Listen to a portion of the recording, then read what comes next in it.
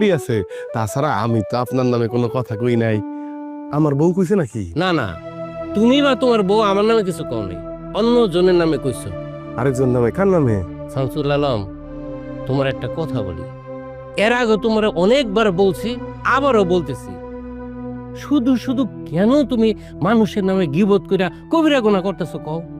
এই কবিরা গুনাহ সম্পর্কে তুমি তো জানো, মানে মদ্যপান, চুরি, ডাকাতি, ব্যভিচারীর চাইতে মারাত্মক পাপ হইল এই গীবত করা। এই গীবতকে মৃত ভাইয়ের মাংস খাওয়ার সাথে তুলনা করা হয়েছে।